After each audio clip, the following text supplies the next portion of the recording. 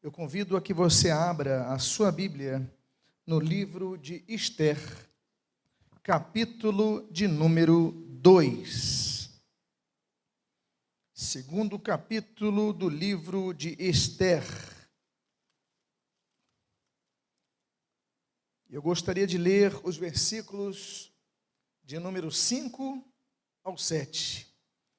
Se você não encontrou, temos também o texto em tela. E assim registra a palavra de Deus. Ora, na cidade de Suzã havia certo homem judeu, benjamita, chamado Mordecai, filho de Jair, filho de Simei, filho de Quis, que fora transportado de Jerusalém com os exilados que foram deportados. Ele criara a Hadassa, avance um pouquinho mais, ele criara a Hadassa, que é Ester, filha de seu tio, o qual não tinha pai nem mãe, e era a jovem bela, de boa aparência e formosura. Tendo-lhe morrido o pai e a mãe, Mordecai a tomara por filha. Oremos. Deus amado e Pai bendito, lemos a tua santa e preciosa palavra, e pedimos, Deus, fala conosco nessa noite, fortalece a nossa vida, edifica a nossa fé, e o que nós pedimos, nós fazemos agradecidos, em o nome de Jesus, amém e amém. Os irmãos podem, por favor, tomar os seus assentos.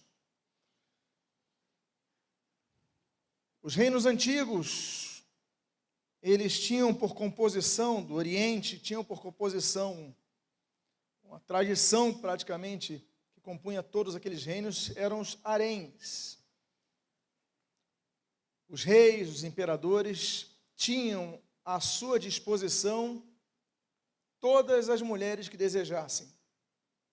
Ainda que alguns dos reinos tivessem várias rainhas, havia uma delas que tinha o privilégio sobre todas as outras. E nesse contexto, nós temos aqui no reino da Pérsia, um contexto em que aquele rei Assuero, ele tem um conflito com a rainha o desrespeita, e ele decide então, então já não quero ficar mais com essa rainha. Ele a dispensa.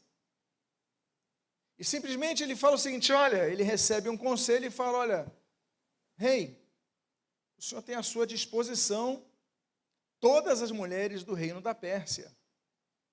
Se o senhor quiser, nós trazemos uma de cada região, e nesse harém o senhor pode então escolher quem será a rainha da Pérsia.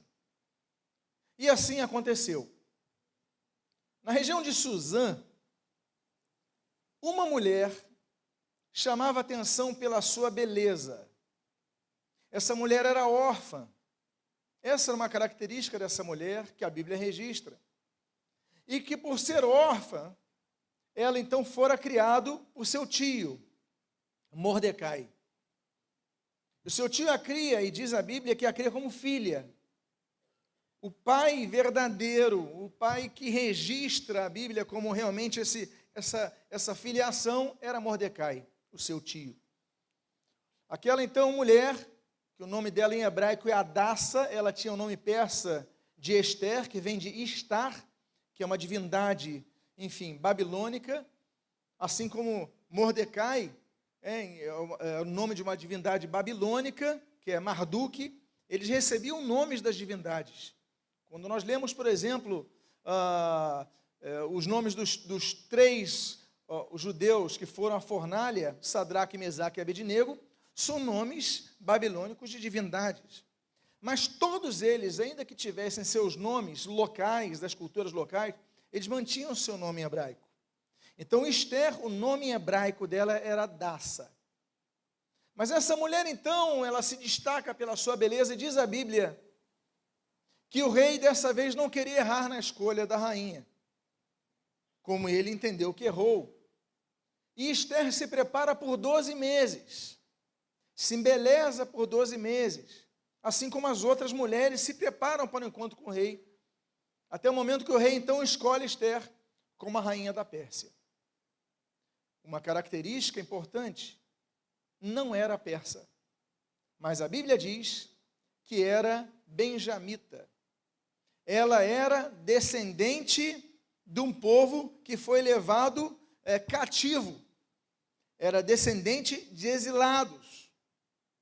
Ou seja, essa mulher tinha um destino ruim, mas de repente Deus lhe deu graça diante dos olhos do homem mais poderoso daquela região, e que a pegou e falou: agora você vai ser rainha. Da noite para o dia, toda a história dessa mulher muda, e toda a história do povo hebreu mudará. A Bíblia fala de várias rainhas. A Bíblia menciona rainhas, como por exemplo, 1 Samuel, capítulo 18, a rainha Mical, a esquecida. Nós conhecemos a história de outra rainha, em 1 Reis, capítulo 16, que é a rainha Jezabel, a idólatra, a perseguidora dos profetas de Deus.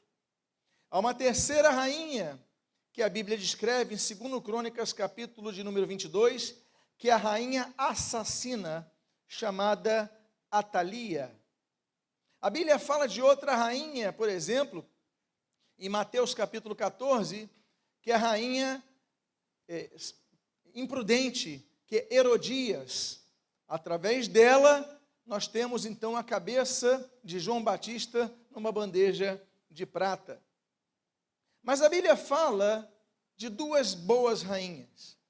A Bíblia descreve, por exemplo, em 1 Reis, capítulo número 10, a rainha de Sabá.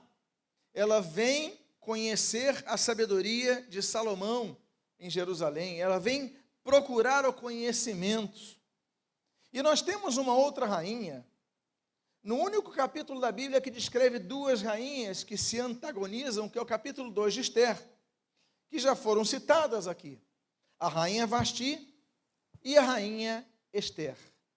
A rainha que perdeu o seu trono, a rainha que, de repente, sem ter uma linhagem real, sem ter um contato político entre os meandros daquelas linhagens palacianas, era simplesmente alguém que não estava dentro do palácio, as famílias não faziam parte disso, mas Deus a coloca ali dentro. Então, eu quero falar sobre o contexto de duas cartas. Duas cartas da Pérsia.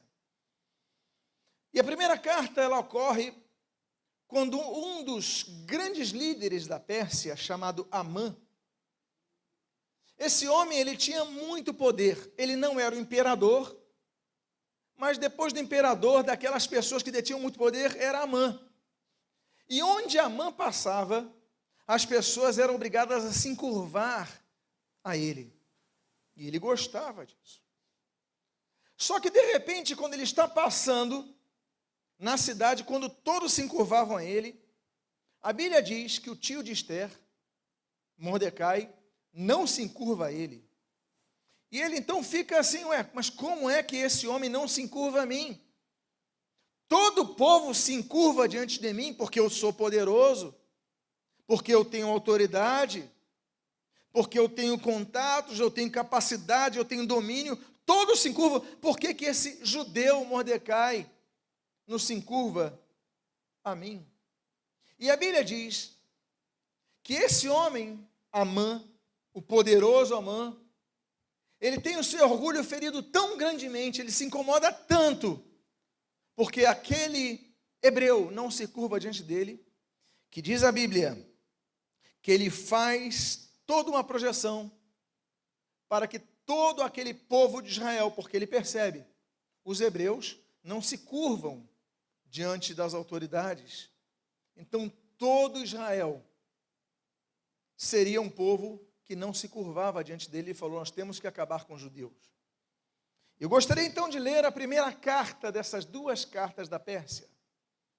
E a primeira carta se encontra no texto do capítulo 3, nos versos 12 e 13.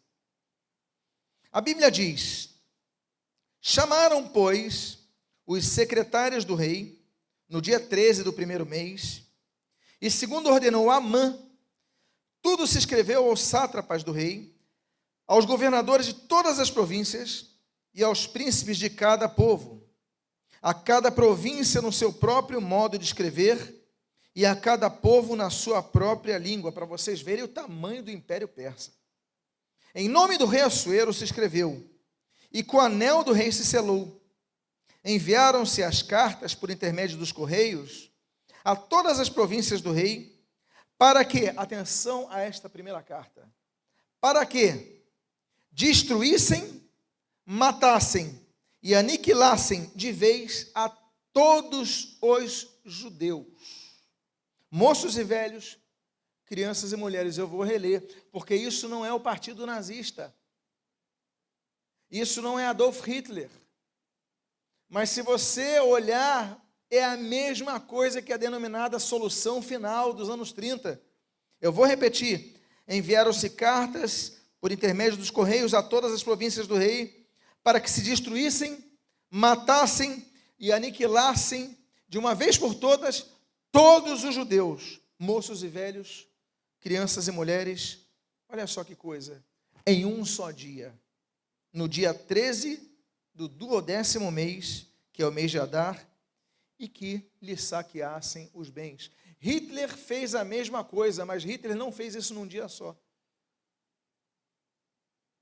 Hitler, ele fez as coisas paulatinamente. Começaram com leis de proibição de casamentos com judeus. Depois as leis para que os juízes da Alemanha que fossem judeus fossem destituídos. Depois as leis que os médicos judeus não podiam mais trabalhar. Depois as leis de proibição do comércio dos judeus. Depois as leis de que qualquer que tivesse contato com judeus, as coisas foram sendo graduais. Os livros dos judeus foram sendo queimados, mas nesse caso era pior. Por que essa primeira carta, odiosa carta, terrível carta, era pior? Porque a Bíblia diz que num dia definido, que é o dia 13 do 12º mês, os judeus morreriam. Tinha data. As pessoas sabiam o dia de sua morte. Estava decretado um genocídio, mas num dia específico. E eu te pergunto, se você soubesse o dia da sua morte, o que você faria? Se você soubesse do dia da morte, não apenas a sua, mas de toda a sua família, o que você faria? Se você soubesse que todos os que você conhece morreriam no mesmo dia, o que você faria? As fronteiras foram fechadas, as cidades foram cercadas, e essa ordem que não foi dada diretamente pelo rei Assuero, mas por Amã, mas que era em nome do rei Assuero, tinha o selo do rei Assuero, ou seja, o decreto oficial. O rei autorizou e simplesmente Amã colocou o seu plano odioso de matar a todos, por causa que um judeu não se curvou diante dele, e ele entendia que todos os judeus fariam o mesmo. Um orgulho ferido, capaz de destruir milhares e milhares de pessoas. Todos os que leem a Bíblia e conhecem um pouco da história sabem que Deus cria Israel como um povo separado. Isso é claro na Bíblia. Deus, quando levanta Israel, levanta com um povo separado, diferente de todos os outros povos. Eu já tenho falado isso, os irmãos já sabem que existem 3 tipos de povos. Existem os judeus, existem os não-judeus chamados gentios, e existe a igreja composta de judeus e gentios que se convertem a Cristo. Israel é o relógio dos tempos finais. E por toda a história se procurou destruir Israel. O antissemitismo não é uma coisa nova. Desde Moisés, que você vê Faraó mandando matar aquelas crianças, até Herodes, que também manda matar todas as crianças por causa do nascimento de Jesus. Passando por vários pogromos na Europa Oriental, as inquisições em toda a Europa, especialmente ocidental. Você vê a solução final dos nazistas com Adolf Hitler. Você vê até no ano 135, quando os romanos eles acabam, esmagam, terminam com uma revolução judaica de Simão Bar Kokhba, né, o filho da estrela, em 132, em 3 anos. Os judeus que tinham conseguido eliminar aquelas guarnições romanas de Jerusalém, das regiões ali próximas, os romanos se reestruturam, eles têm poder, eles têm dinheiro, os seus soldados são bem alimentados, são bem vestidos, são bem nutridos, são bem preparados militarmente, têm armas boas. E de repente, não apenas o imperador Adriano, que é um dos maiores antissemitas dentre todos os imperadores, o imperador Adriano, ele chega e ele faz uma coisa que até hoje redunda nos livros de história e geografia. Até hoje as pessoas falam equivocadamente e se confundem. Porque o imperador Adriano, ele chega o seguinte: olha, os judeus se revoltaram. Aquela província da Judéia se revoltou, então vou fazer o seguinte, vou apagar o nome dos judeus da memória. E ele vê que tem uma faixa de terra chamada Filisteia, Palestina. Era uma região pequena, na costa, onde hoje fica a faixa de Gaza. Ele fala assim, esses são os inimigos, os palestinos são os inimigos dos judeus, então tá bom. Ele pega aquela faixa de Gaza, estreita, pequena, limitada, e ele pega o nome de Filisteia, de Palestina, e coloca em toda a região da Judéia. E a partir de então, do ano 135 depois de Cristo, todos os mapas começam a se referir à terra de Israel como terra da Palestina. E até hoje você fala dos palestinos.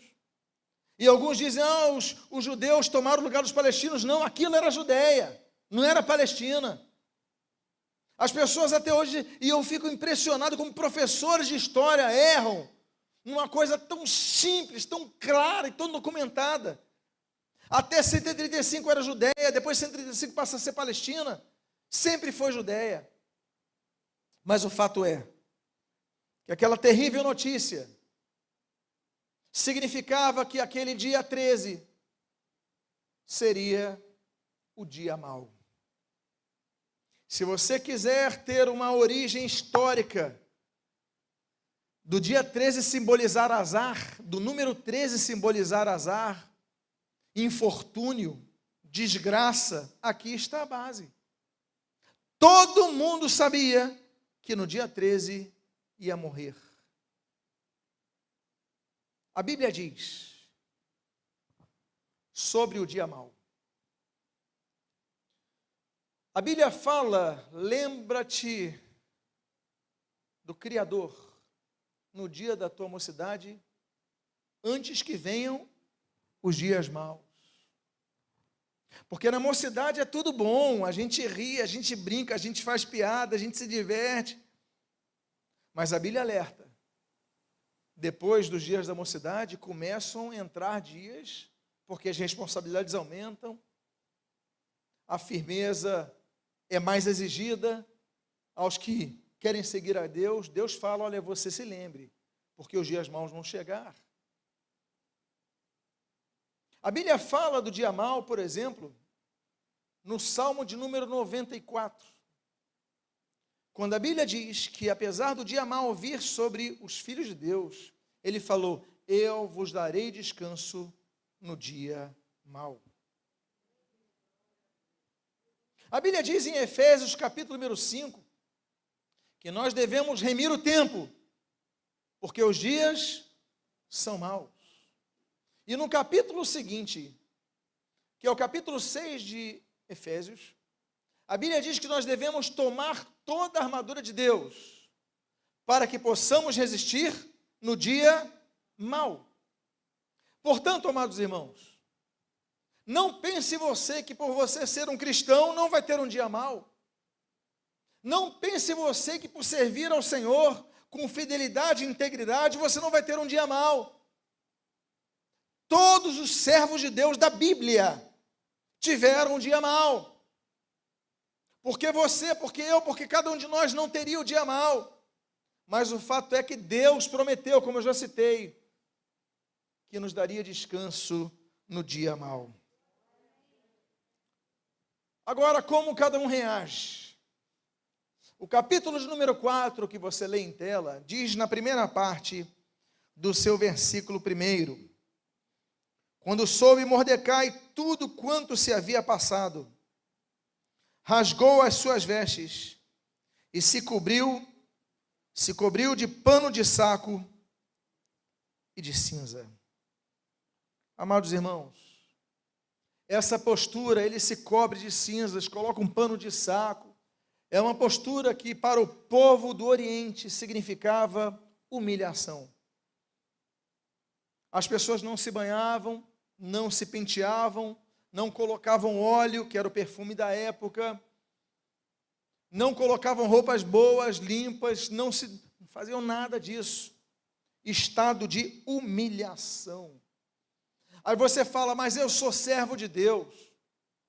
Eu não me prostrei como se reverenciasse a uma entidade divina. Eu estou fazendo tudo certo, por que eu sou humilhado? Não, eu sou filho de Deus. Aí tem gente que fala assim, eu sou filho do rei, eu não vou ser humilhado. Mas quem fala isso se esquece de algumas coisas. Por exemplo, quando Jesus na tentação ali nas cercanias de Jericó, em Mateus capítulo número 4, ele repreende Satanás, citando que nem só de pão viverá o homem, mas de toda a palavra que procede da boca de Deus. Ele está se referindo a Deuteronômio capítulo 8, que fala exatamente a mesma coisa, mas que é a conclusão de um pensamento que começa dizendo, olha, para o deserto foi que eu vos levei, para vos humilhar. Foi Deus quem enviou Israel para o deserto. E diz a Bíblia, em Deuteronômio capítulo 8, com um propósito, para o humilhar. A Bíblia diz, num dos salmos, aliás, num dos textos mais messiânicos, está em Isaías capítulo 53, que a Bíblia diz que ele foi oprimido e humilhado. Está falando do Messias, está falando de quem? Jesus Cristo. O Senhor Jesus foi humilhado. A Bíblia diz oprimido e humilhado, porque tem gente que fala, não, ele está oprimido, não é de Deus. Jesus foi oprimido, Jesus foi humilhado, porque nós não seríamos. Tanto é que o Senhor Jesus, ele diz, olha, aquele que se exaltar, esse vai ser humilhado, mas aquele que se humilhar, esse será exaltado. Aí nos lembramos de algumas questões que nós vemos nas páginas da Bíblia. Quando Jesus cita isso, o Senhor Jesus, que conhece todo o texto bíblico, a lei, os escritos, os profetas, o Senhor Jesus conhece a palavra, ele que é o verbo da vida. Ele deve ter, talvez, naquele momento, referendado aquelas palavras da profetisa Ulda, segundo Crônicas 34, quando ela fala para Josias o seguinte, Josias, porque você se humilhou, Deus te ouviu. Nós devemos saber que muitas vezes Deus permite que nós sejamos humilhados, para que nosso ego seja quebrantado, para que nosso eu seja quebrantado, para que nosso culto a si próprio seja levantado, seja quebrado. E aí nós devemos aprender a servir a Deus em todo momento. Por isso que o apóstolo Paulo diz em Filipenses 4, olha, tanto sei ser honrado como ser humilhado, isso não vai mudar em nada o meu culto a Deus. Na honra, na humilhação, olha, eu vou servir ao Senhor Jesus. E aquele homem então, Mordecai, ele se veste de pano de cinza, e diz a Bíblia, na continuação do versículo 1 até o versículo 2, e saindo pela cidade, clamou com grande e amargo clamor, e chegou até a porta do rei, porque ninguém vestido de pano de saco podia entrar pelas portas do rei. Amados irmãos, Mordecai, ele podia guardar para si o seu sofrimento, chorar internamente. Mas Mordecai, que era um homem cuja sobrinha passara a ser a rainha, ele era o tio da rainha, é um homem que vivia na cidade de Suzã e agora está vivendo e convivendo no palácio. De repente, as pessoas que iam ao palácio colocavam as suas melhores vestes, as pessoas que iam ao palácio colocavam as suas melhores roupas, colocavam as suas joias, não iam de qualquer forma, e de repente tem um homem que todos conheciam, que por conviver no palácio, se vestia bem, se apresentava como os demais palacianos, mas de repente ele está com um pano de cinza, de saco, porque ele não esconde a sua dor. Quando nós ocultamos a dor, meus amados, nós adoecemos ainda mais. É por isso que a Bíblia diz, olha, confessai vossos pecados uns aos outros. A Bíblia diz que nós devemos compartilhar as nossas dificuldades, em primeiro lugar, a quem? A Deus. Tem pessoas que guardam tanto para si, que não repassam a Deus, comunicam a Deus, ainda que Deus saiba tudo, mas eles não pedem, não têm fé, querem guardar para si, não conversam com ninguém, e vão defiando, de repente não aguentam. Não, Mordecai não. Mordecai, ele tinha algum compromisso, ele tinha aqui no palácio, ele sabia o dia da morte, mas ele falou, mas eu estou sofrendo. Sofrimento, meus amados irmãos, Deus não nos isenta de sofrimento, nem quando somos pessoas que agem na justiça. Vide Jó, capítulo 1. Jó era um homem justo. E poucas pessoas na Bíblia, o Tzedek, a Bíblia fala que eram justos, mas poucas pessoas na Bíblia Deus chama de justo. E a Bíblia diz em Jó, viste Jó, ele é justo. Deus testemunhava a justiça. Agora, Jó sofreu. Jesus, ele fala, em João capítulo 18, sobre o cálice do sofrimento. Todos bebem dele. Os discípulos beberiam do cálice do sofrimento. O Senhor Jesus, ele diz em João capítulo 16, olha, no mundo tereis aflições. Mas talvez um dos textos mais belos, se nós podemos, se fosse possível, se fosse plausível, nivelar a beleza das palavras de Jesus, mas talvez uma das palavras mais belas, ela vem depois da vírgula, é a palavra mas. No mundo tereis aflições, mas tende bom ânimo, porque eu venci o mundo. Jesus venceu para que nós tivéssemos vida. Jesus venceu para que nós tivéssemos a vitória. O sofrimento, meus amados irmãos, vem sobre todos. Todos passam por tribulações, mas a Bíblia diz, Romanos capítulo 5, que a tribulação gera perseverança. A perseverança, ela gera experiência. E completa o texto dizendo que a experiência gera esperança. Ao concatenarmos tribulação com esperança, nós falamos, bom, são dois extremos, mas existe um processo. É um processo não apenas propedêutico em relação ao ensinamento maior que Deus tem para todos nós, mas é difícil passarmos por essa situação. Entretanto, o mesmo Romanos, no capítulo número 8, diz que esse nosso sofrimento, ele vai redundar em glória. E aí nós, quando terminamos a Bíblia, caminhamos para o seu penúltimo capítulo, que é o 21 de Apocalipse, nós vemos que no céu não haverá mais choro. O nosso sofrimento será momentâneo. Aquele texto que Deus fala a Moisés, capítulo 3, versículo 7 do livro de Êxodo, ele fala para Moisés, Moisés, eu vi o sofrimento do meu povo, eu ouvi o seu clamor diante dos seus exatores, eu vi-lhes o sofrimento. Deus conhece o nosso sofrimento, mas Jesus está ao nosso lado para dizer, eu estou contigo, na montanha e no vale, nas campinas e no deserto, ainda que nós andemos, como diz o salmista, no capítulo mais conhecido talvez da Bíblia, o 23 de Salmos, ainda que eu ande pelo vale da sombra e da morte, mal nenhum temerei. Por quê? Porque eu sou forte? Não. Por quê? Porque eu conheço? Não. Por quê? Porque tu estás comigo, a presença de Deus que nós precisamos. A Bíblia diz então no versículo número 3 desse texto, em todas as províncias aonde chegava a palavra do rei e a sua lei, havia entre os judeus grande luto, com jejum e choro e lamentação, e muitos se deitavam em pano de saco e em cinza. Porque não havia e-mail, não havia internet, e as cartas demoravam. E a Bíblia diz que a cada província, que aquela primeira carta, terrível carta chegava, as pessoas começavam a chorar.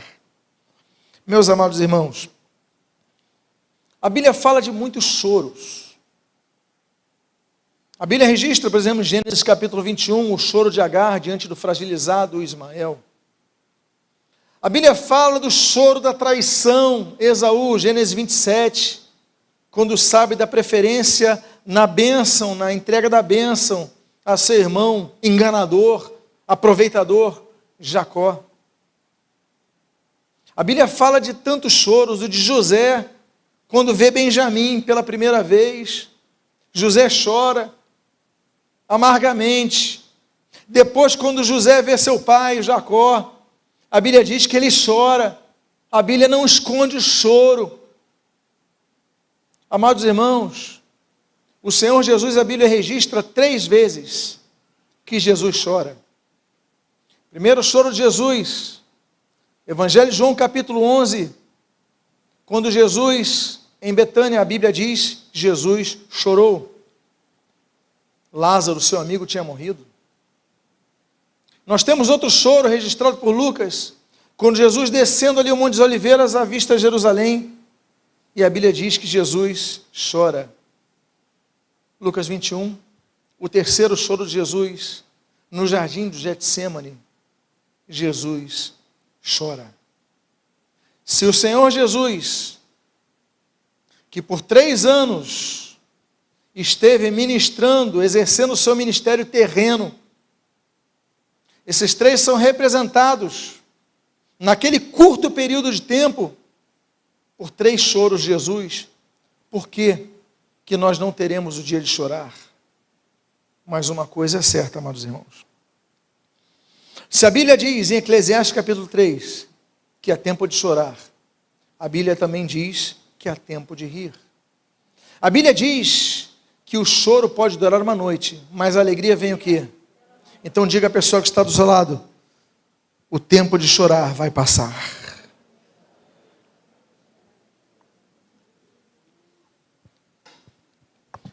No versículo 4 e no versículo 13, a Bíblia diz, então vieram as servas de Ester e os eunucos, e fizeram-na saber com o que a rainha muito se doeu.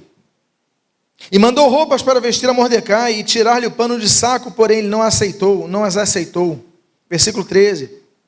Então lhes disse Mordecai que respondessem a Ester, não imagines que por estares na casa do rei, só tu escaparás entre todos os judeus. Essa grande mulher Ester, era conhecida pela sua beleza e pelo seu cuidado com a beleza. Tanto é que a Bíblia diz que ela se arrumou, se preparou, se embelezou, colocou perfumes por 12 meses. Era uma mulher que gostava de cuidar da sua aparência. E graças a isso, não apenas a isso, mas esse naturalmente foi um dos motivos pelos quais o rei olhou para ela de forma diferente às demais mulheres daquele império. Essa mulher, quando sabe que seu tio, ele foi barrado na porta do palácio porque estava de pano de saco, a Bíblia diz nesse texto que você diz, mandou roupas para vestir a Mordecai. Olha, fala para o meu tio trocar essa roupa rápido. Fala para o meu tio mudar, ele tem que mudar, ele tem que botar outra roupa. A preocupação dela, muito preocupada com a aparência ali. E quando o seu tio ouve essa preocupação de Ester, o tio dela fala assim, mas minha sobrinha não está entendendo. Mandem avisar a minha sobrinha, que está lá no palácio, que não é porque ela é rainha que ela vai ser excluída desse decreto. Porque o decreto diz que todos os judeus devem morrer no dia 13, ela também vai morrer, avisa ela. Ester, ela é conhecida por muitas coisas boas. Mas aqui quem dá lição é o tio dela, Mordecai, dizendo o seguinte: tem hora para tudo, tem hora para cuidar da aparência, mas tem hora para agir, tem hora de rir, de expressar, mas tem hora que você tem que chorar. Você não pode ficar fingindo que está tudo bem, Esther. Você também vai morrer, Esther. Avisem para a rainha Esther que o tio dela está falando: você também vai morrer. Que história é essa de mudar minha roupa? Esther então leva um choque quando sabe disso. Há pessoas que precisam, muitas vezes, elas não entram na realidade. Esther está preocupada com a roupa do tio. E ele fala: minha filha, acorda para a realidade. Tem pessoas que precisam ser sacudidas, como pela palavra de Deus são sacudidas na ministração da pregação da palavra. O Espírito Santo, ele fala, e às vezes ele bate, às vezes ele sacode, às vezes ele fala: acorda, desperta tu que dormes, levanta-te de entre os mortos, e então Cristo te iluminará. Mas para isso a pessoa tem que despertar, porque alguns estão dormindo. Mordecai então, ele gera nessa mulher reação, e aí nós entramos nas posturas precisas, inteligentes e corajosas desta grande mulher chamada Esther. A primeira atitude dela, nós lemos ali, no versículo 16 do capítulo 4, na sua primeira parte, quando a Bíblia diz: vai, Esther falando, ajunta todos os judeus que se achem em Suzã e jejuai por mim, e não comais, nem bebais por 3 dias, nem de noite, nem de dia. Eu e minhas servas também jejuaremos. Depois irei ter com o rei, que ainda que é contra a lei. Você quer conhecer um fora da lei? Você quer conhecer uma fora da lei que não seja Clyde, do Bonnie e Clyde? Esther foi uma fora da lei, uma rainha fora da lei. Mas nós aprendemos algumas coisas com Esther. A primeira delas, que quando ela é sacudida pela realidade que é apresentada pelo seu tio, ela decide agir. Enquanto ele chora, ela fala: eu vou agir. Segunda coisa que Esther faz, diz o texto, ela diz: vai e ajunta todos os judeus que se encontram em Suzã e jejuai por mim. Segunda coisa que ela faz, ela entende o poder da intercessão.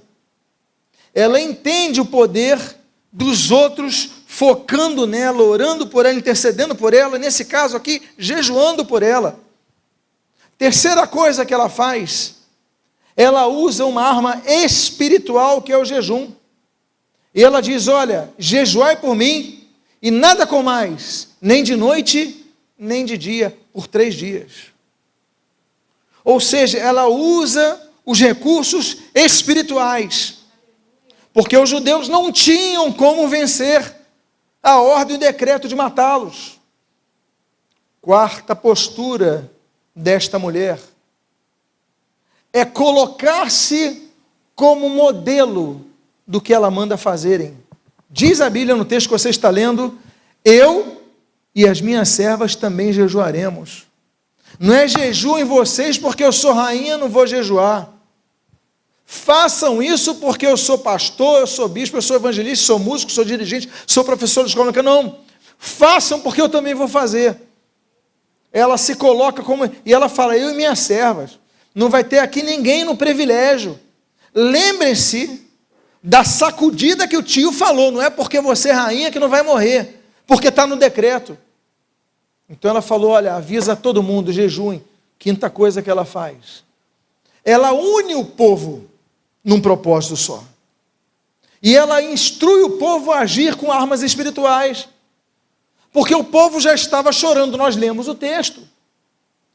Mas ela fala: bom, temos que chorar, tem tempo de chorar, mas também temos que lutar com as armas que nós temos. Vamos jejuar todos conjuntamente. Sexta coisa que nós aprendemos com esta grande mulher é que ela agiu com iniciativa. Ela não esperou ninguém mais. Depois que ela foi despertada, a Bíblia diz que ela falou: olha, vamos agir dessa forma. A Bíblia fala de 4 grandes mulheres com iniciativa. Êxodo capítulo número 2 fala da primeira, Miriam. Ela age com iniciativa quando aquela cestinha de junco vai deslizando pelo rio Nilo, até ir a filha do faraó. Ela se prontifica: olha, eu tenho uma mulher que pode educar essa criança para a senhora. Iniciativa de Miriam. Outra grande mulher com iniciativa, Ruth, no primeiro capítulo de seu livro, quando ela decide: olha, eu vou ali colher as espigas no campo de Boaz. Terceira grande mulher com iniciativa, Abigail, 1 Samuel capítulo 25, quando ela se antepõe entre Davi, que ia matar o seu marido, e ela se antepõe, leva presentes, leva comida e começa a negociar. E graças a isso, Davi, que seria seu futuro marido, ele não executa o juízo que tinha, porque ela usou de habilidade, sabedoria e iniciativa. E a quarta grande mulher com iniciativa que nós lemos aqui, essa grande mulher chamada Esther. Então, 6 grandes aprendizados nesse texto. Mas eu falei para os irmãos que nós tínhamos 2 grandes posturas. Essa é a primeira delas, e a segunda delas está no final do versículo 16, quando a Bíblia diz: depois irei ter com ele. Lembra que era contra a lei? Olha aqui, ainda que é contra a lei, e se perecer, pereci. Se eu tiver que morrer, eu vou morrer, mas eu vou até o rei. Meus irmãos, quero ver uma coragem dessa. Ninguém podia. A antiga rainha, ela foi deposta porque agiu de maneira insensata com o rei. Imagina essa mulher Esther indo até o rei sem ser chamada e indo buscar solução para ele livrar um decreto que ele tinha selado. Ela falou: se eu morrer, morri, mas eu vou tentar. Nós aprendemos com essa mulher muita coragem. Tem que ter coragem, como Josué, por exemplo, capítulo 1 de Josué, para assumir grandes novas responsabilidades. Nós temos que ter a coragem de Natã. Natã, segundo Samuel, capítulo 12, vai até o rei Davi, e ele conta aquela parábola e fala: olha, esse homem és tu, rei Davi. Tem que ter coragem. Tem que ter coragem que nem essa mulher Esther. Olha, é contra a lei, mas eu vou me colocar presente dele. E se eu morrer, morri. Olha, uma coisa eu vou dizer para vocês. Nesse momento, ela que tinha usado a ferramenta da fé, da unidade, do jejum, nesse momento ela está sem fé. Porque se ela tivesse fé, ela falaria: eu não vou morrer. Mas aqui ela não tem, ela tem dúvidas. Até mesmo grandes homens e mulheres da Bíblia, servos de Deus, têm momentos de dúvidas. Pedro, que tinha feito grandes coisas, ele tem um momento que o submerge. Tomé, que foi um grande homem, todos só se lembram de que ele pede uma prova, mas espera aí, você tiver a coragem de Tomé, ele tem dúvidas. Esther tem dúvidas: se eu morrer, morri. Mas uma coisa nós não podemos dizer de Esther: eu queria ver a mim e a outros que tivessem um pouquinho da coragem dessa mulher, porque ela está disposta a morrer para salvar o seu povo. Aí nós então temos a segunda carta. Lembram-se do título dessa mensagem? 2 cartas da Pérsia. A segunda carta, ela surge depois da primeira odiosa, terrível, genocida carta. Graças à postura de Esther, temos a segunda carta. E na segunda carta, quando Esther então, ela explica todo o contexto de Amã. E ela faz o rei ver que Mordecai não era o vilão, mas era a vítima. E tudo foi orquestrado por Amã para matar o povo de Israel. Aí o rei dá autorização para ela e Mordecai escreverem a segunda carta da Pérsia. E diz o texto, no capítulo 8, nos versículos 8 e 10, o seguinte: escrevei, pois, aos judeus, como bem vos parecer, em nome do rei. Mais uma carta que ele manda outros escreverem. Ele vai dar o selo. E selai-o com o anel do rei, porque os decretos feitos em nome do rei e com seu anel não podem se revogar. E escreveu-se em nome do rei Assuero, e se selou com o anel do rei, e as cartas foram enviadas por intermédio de correios montados em ginetes, criados na cudelaria do rei. Aqui está o contexto da segunda carta. Quando Esther faz o rei entender que foi tudo uma armação de Amã, o rei falou assim: olha, vocês podem escrever agora, só tem um problema. O problema do imperador é que a palavra de Deus, dele era lei. Ele não podia falar, olha, matem os judeus, e depois ele falaria, não matem mais, não pode, porque ele perdia a sua autoridade, perdia a sua moral. Ele falou, não posso, eu dou uma ordem para matar e mando não matar, peraí, não posso. Eu dei o meu selo, uma vez que ele sela, o selo dele, do anel dele, é a assinatura dele, ele não pode se contradizer. Então o que ele fala? Não, faz o seguinte, Esther e Mordecai, prepare uma carta, vocês não apenas preparam, mas colocam no meu nome, e não apenas isso, mas eu vou carimbar, eu vou colocar o meu selo, como fiz na outra. E aí nós temos uma mudança completa de situação na vida do povo de Israel. Mudanças. Deus é um Deus de mudanças. Jó capítulo 42 diz que Deus mudou a sorte de Jó quando ele orava pelos seus amigos. Deus mudou a vida de Jó. Ezequiel capítulo 11 diz que Deus muda o nosso coração. Nós temos uma mudança de coração. A Bíblia diz em 2 Coríntios capítulo 5, versículo 17, que nós temos, olha, se alguém está em Cristo, é nova criatura, as coisas velhas já passaram, eis que todas se fazem novas. Nós temos mudança de ser do ser. Gálatas capítulo 2, nós temos uma mudança de vida. Olha, eu estou crucificado com Cristo. Agora não vivo mais eu, mas Cristo vive em mim. Romanos capítulo 8, nós temos uma mudança de condição penal. Nenhuma condenação há para os que estão em Cristo Jesus. Nós vemos mudanças, porque Deus é um Deus de mudanças. Mas uma mudança muito significativa é que nós lemos em Números capítulo 23, quando a Bíblia diz que Deus transforma maldição em bênção. A partir desse momento o rei fala, Esther e Mordecai, escrevam a carta que eu assino. Meus irmãos, muda alguma coisa? Muda. Pergunta se vai mudar alguma coisa.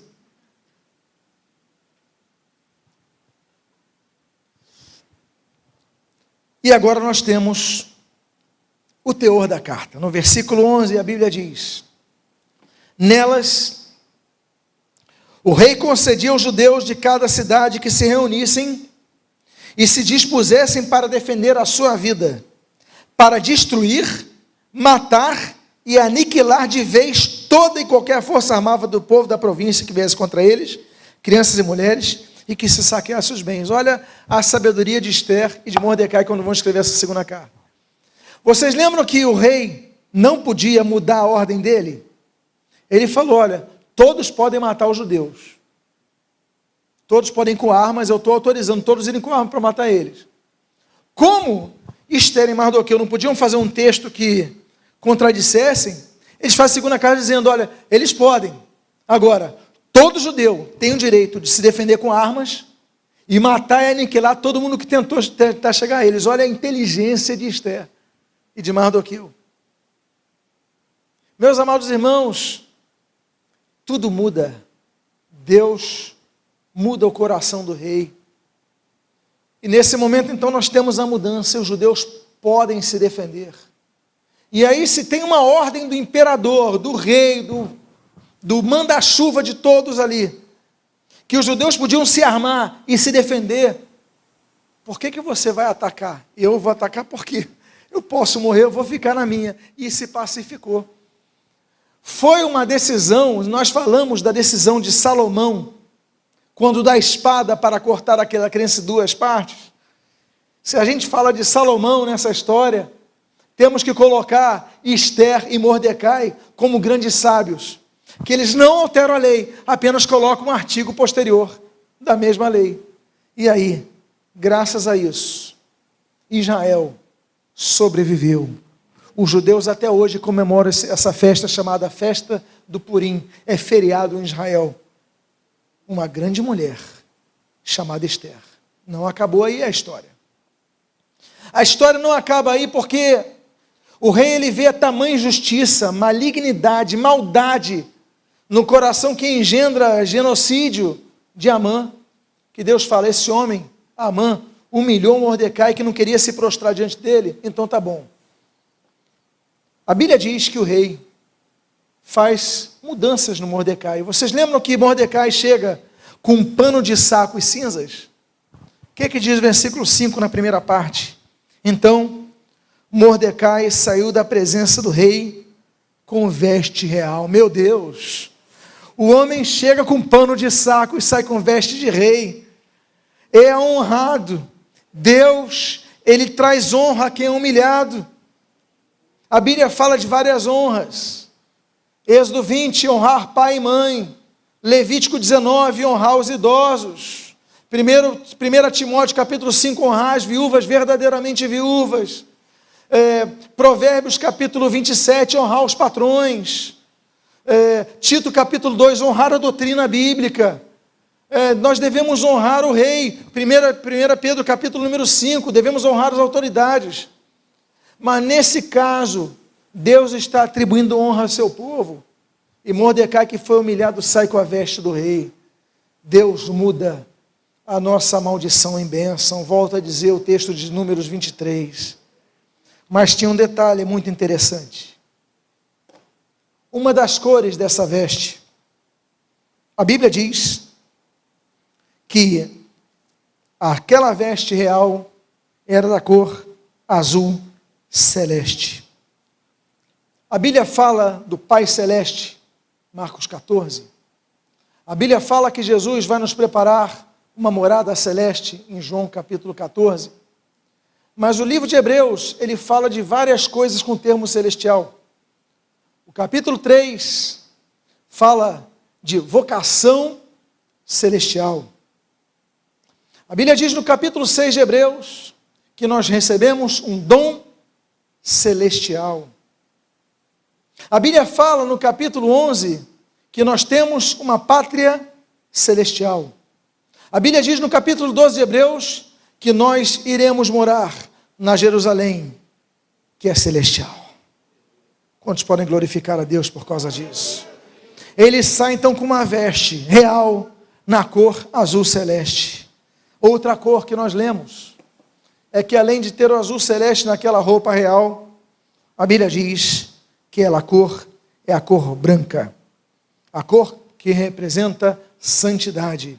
Sem santificação, a Bíblia diz, Hebreus 12, 14, ninguém verá o Senhor. E há uma ordem, 1 Pedro capítulo 5, sede santos, porque eu sou santo.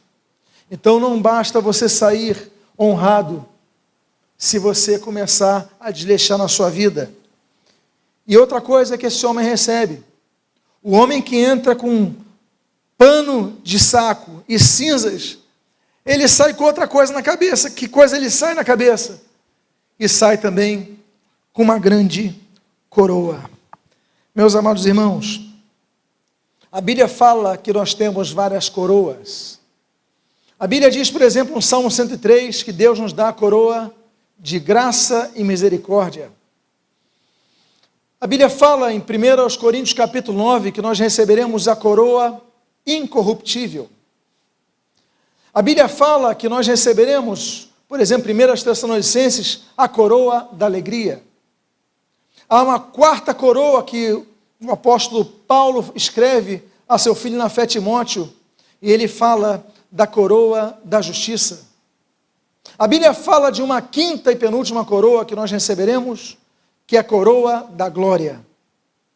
E a última, a sexta e última coroa que nós receberemos, é aquela citada no livro de Apocalipse, capítulo 2, versículo 10. Olha, ser fiel até a morte, e dar-te-ei a coroa da vida. 6 coroas estão destinadas aos salvos. Quantos podem glorificar a Cristo?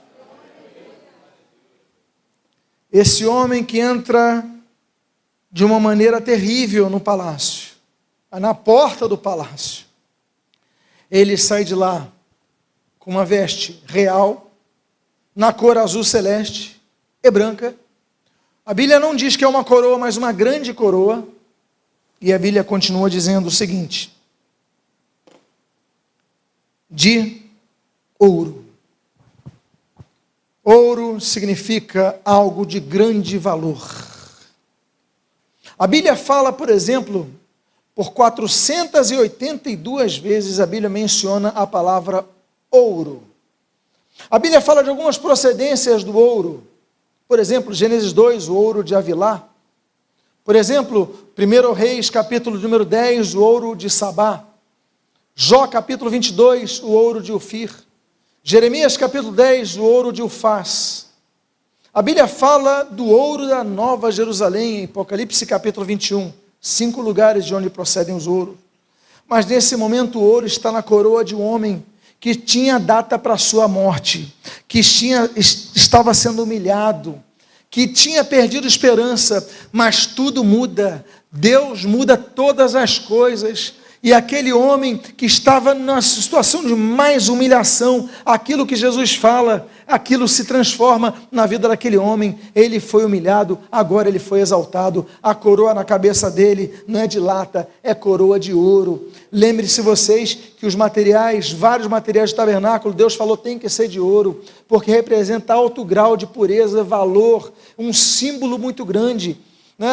O candelabro era de ouro, o altar era de ouro, a arca da aliança de maneira de acácia coberta de ouro, assim como seus varais e os querubins. Ou seja, Deus dá valor àquele que não vê valor em você. Olha, Amã não via valor naquele homem. Amã falou, esse homem é para ser desprezado, esse homem é para ser morto, esse homem, o povo dele não valem nada, mas Deus fala, esse daí que é desprezado pelo diabo, eu vou colocar nele uma veste real e uma coroa, uma grande coroa de ouro. Glorifica Jesus por causa disso, glorifica a Deus. Agora não é apenas a veste dele, a sobreveste também que ele recebe tem grande valor. A Bíblia diz que além da sua veste real, ele recebe um manto de linho fino. Uma das coisas mais belas que nós vemos, a significância desta capa que ele recebe, deste manto que ele recebe. Porque, meus amados irmãos, Deus que nos transforma de escravos do diabo em pessoas livres. A Bíblia diz em Apocalipse 1,6 que Deus nos torna sacerdotes. A Bíblia diz em 1 Pedro capítulo 2, versículo 9, somos sacerdócio real. E por que eu digo isso? Porque a Bíblia fala explicitamente em Deuteronômio capítulo 22, que a roupa do sacerdote tinha que ser de linho fino. Por que a Bíblia diz linho fino? Porque as pessoas que eram ricas na época usavam linho. As pessoas que eram pobres usavam lã. Esses eram os materiais daquela época, ou linho ou lã. Mas quando a pessoa tinha posse, ela comprava linho, mas era um linho misturado com lã. Agora, se a pessoa é muito rica, é muito poderosa, os reis tinham que vestir linho fino, ou seja, linho sem lã. E a Bíblia diz em Deuteronômio 22 que os sacerdotes também. Os sacerdotes não podiam misturar lã no linho, tinha que ser linho fino. Aí você fala que esse homem que era humilhado, que era perseguido, que era para ser morto, passa a colocar uma capa de linho fino. Aí nos lembramos, meus amados, de quem? Qual é o maior símbolo de alguém que foi humilhado, mas na sua morte usou linho? Quando nós lemos Mateus capítulo 27, a Bíblia diz que aquele homem que não tinha uma sepultura, que morreu da morte mais degradante, que era a cruz do Calvário, e ainda que inocente, no meio de 2 transgressores, o Senhor Jesus. A Bíblia diz que um homem chamado José, da cidade de Arimateia, ele cede a sua sepultura, mas não só isso, porque nós nos lembramos apenas da sepultura de José de Arimateia, mas Mateus 27 diz que ele manda enrolarem o corpo de Jesus com, me ajude a completar, linho fino. Aquele que foi perseguido, ele é sepultado com linho fino. Aquele que as Marias vão procurar, elas só encontram o linho fino, porque ele já não estava lá.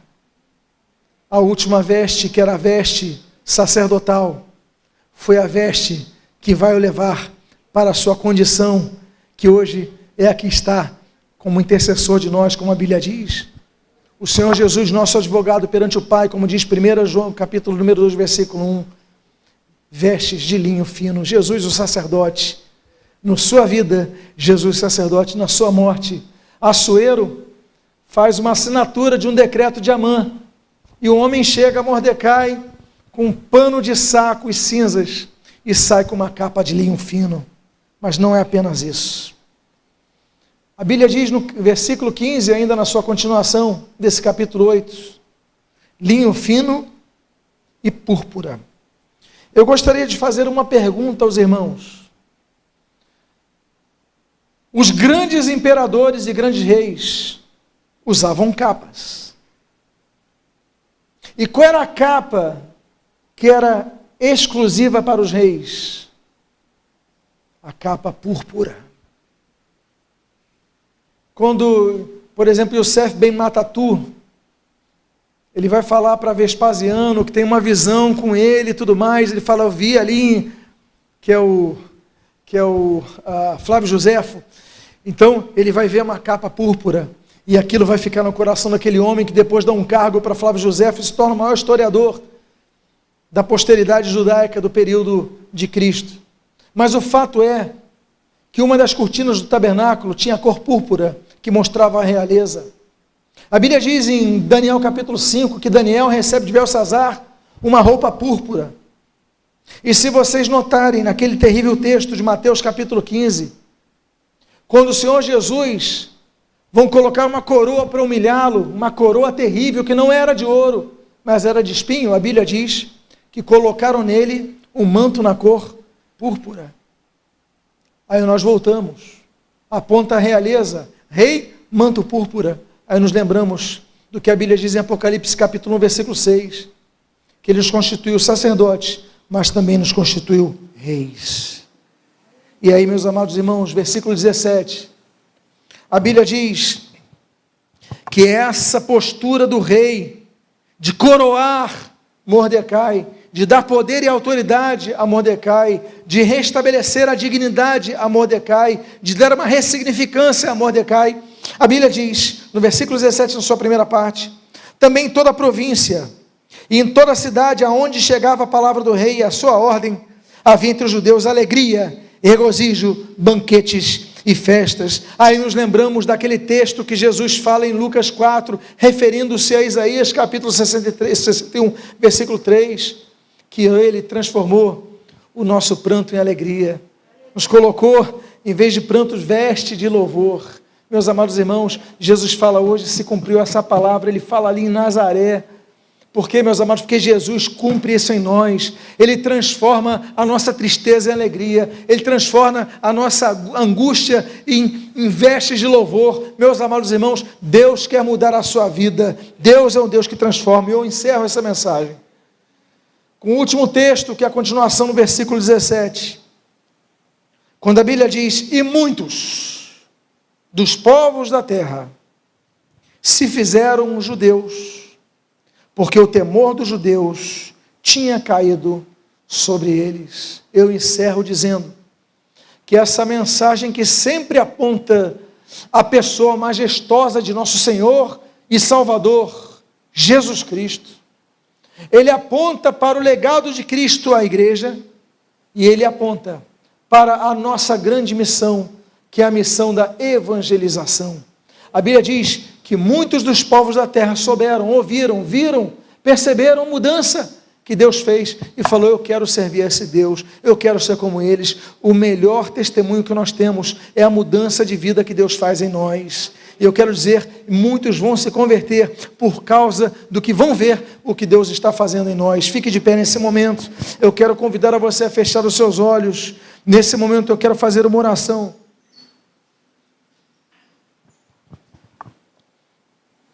A Bíblia diz que a salvação pertence a todos os povos. A Bíblia diz em João 3,16, todos conhecem que Deus amou quem? Deus amou a todo mundo, a humanidade. A Bíblia diz em Tito, capítulo 2, versículo 11, pois a graça de Deus se manifestou salvadora a todos os homens. Jesus, Ele quer salvar nesta noite. Jesus, Ele quer mudar a sua vida. Jesus, Ele quer transformar a maldição em bênção. Então, ainda de olhos fechados, eu gostaria de fazer um convite. Alguém aqui que está presente, que gostaria de entregar a sua vida a Jesus como seu Senhor e Salvador, arrependido dos seus pecados, quer dizer: Senhor, eu quero entregar minha vida a Ti. Alguém aqui nessa noite? Levante sua mão se houver alguém aqui que quer entregar a sua vida a Cristo, voltar para Cristo nessa noite.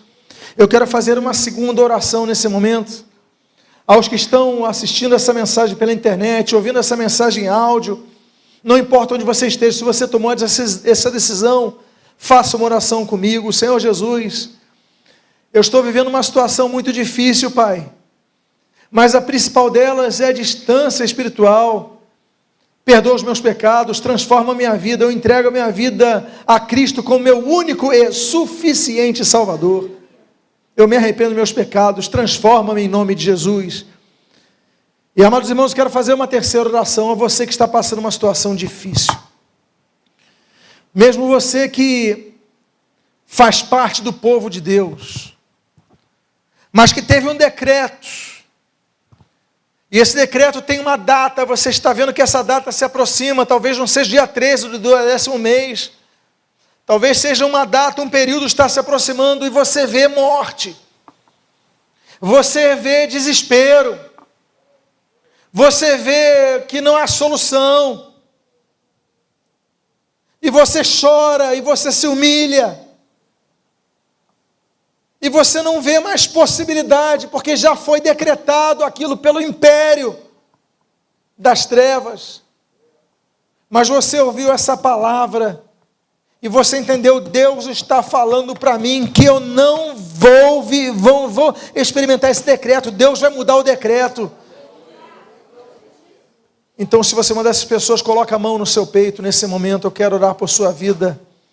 Pai amado, há várias vidas com as mãos nos seus corações, passando por situações tão difíceis, Pai. Todos nós passamos por situações terríveis, mas uma coisa, nos apossamos da Tua palavra, e na Tua palavra nos apossamos que Deus é o Deus dos impossíveis, que Deus muda o coração do rei. Pai, abençoa essas vidas, fortalece a vida desse povo, e que eles possam ver a maldição transformada em bênção nesse momento. Aos que aqui estão presentes, aos que estão ouvindo essa mensagem, abençoa essas vidas, Pai. Opera grandemente nessas vidas, opera o Teu poder, e que eu te peço, Pai, eu faço agradecido, em nome e para a glória de Jesus. E aqueles que concordam com essa oração, digam amém. Glorifica a Deus, comecem a glorificar a Cristo. Abra a sua boca, levante a sua voz e agradeça a Deus, porque Ele está do seu lado. Meus amados irmãos, se Deus é por nós, quem será contra nós? Você pode repetir comigo? Se Deus é por nós, quem será contra nós? Diga para a pessoa que está do seu lado agora, virando-se para ele e dizendo: se Deus é por nós, quem será contra nós? Louvado seja Deus. Vamos encerrar esse culto de louvor a Cristo. Eu quero lembrar que se essa mensagem abençoa a sua vida, ela está disponível no YouTube, está disponível no SoundCloud, está disponível no Spotify, está disponível no iTunes. Basta você entrar ali no Spotify. Quero então encaminhar para alguém e outra pessoa também vai ser abençoada com esta palavra. Amém, meus queridos? Vamos então levantar nossos braços. Pai amado, nós te louvamos, nós te glorificamos e te agradecemos por tudo que tens feito por nós. Pai amado, muito obrigado pela tua palavra que não volta vazia. Abençoa as nossas vidas e o que nós pedimos, uma semana de bênçãos, de vitórias, de mudança de quadro para a bênção do teu povo, nós o fazemos agradecidos em nome daquele que vive e reina para todo sempre, em nome de Jesus. E aqueles que concordam digam amém. Que Deus abençoe a sua vida rica e abundantemente em nome de Jesus. Quantos irmãos louvam o Senhor aqui? Os pastores estarão aqui orando por você que precisa de uma palavra de oração. Ao sair, cumprimente a pessoa que está do seu lado. Que Deus o abençoe rica e abundantemente.